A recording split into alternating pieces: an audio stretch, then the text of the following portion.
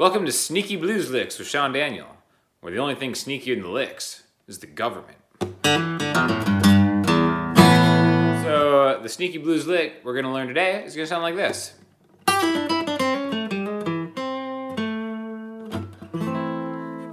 Now, what makes this sneaky? Well, we're going to find out because we've talked a little bit about the blue note that makes like the blues scale. When you really just kind of like take a minor pentatonic thing and maybe add one extra note, okay? But to really pull off a sneaky blues lick, we're gonna add two of those notes, right? Sneaking another one in there, like only the blues can. So first, let's start off with just the regular A minor pentatonic shape that you know and love. A on the E string, 5, 8, 5, 7, 5, 7, 5, 7, 5, 8, 5, 8. All right? You can do an infinite amount of stuff with just these 5 notes, but to really get some sneaky blues stuff going, we're going to add one extra note, okay? Now, commonly, a lot of times, you'll see it here. So here's the same thing right there. So the 6th fret on the G string is something that you'll kind of see a lot in the blues, like, right? Something like that, because we kind of lead it back into the tonic, that A octave, right?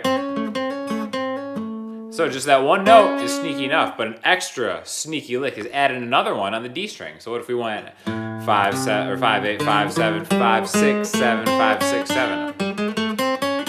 Right there. So just like we did before, where we kind of went backwards through a... So real quick, what I'll do there, I'll just break that down real quick. It's just the B string, 8, 5, G string, 7, 5, to 6, right? So there's where we had that first kind of weird one. All right, but what we're gonna do is we're gonna add that same thing going on the D string, right? So again, if we just went through the scale one more time, 5, 8, 5, 7, 5, 6, 7, 5, 6, 7, 5, 8, 5, 8.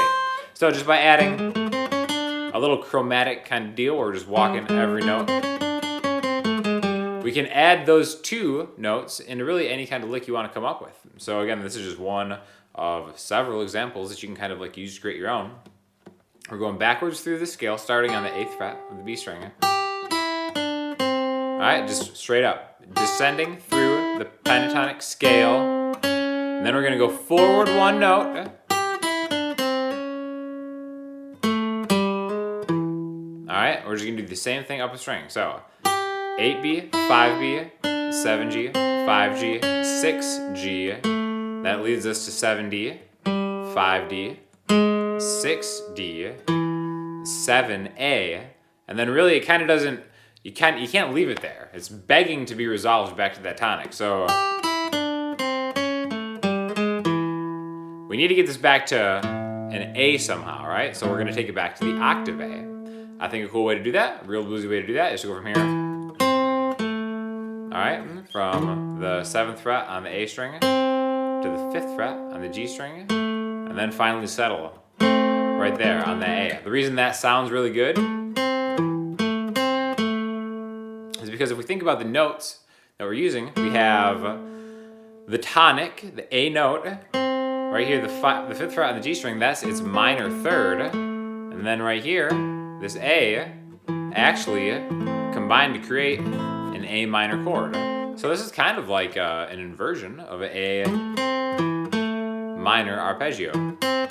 We're just taking the 5, the minor 3rd, and then the 1, all right? So again, kind of sneaking those blue notes in between something to establish the A component of this minor scale type deal. You can do this on absolutely any minor chord that you ever see. You can do it on like a B minor, right?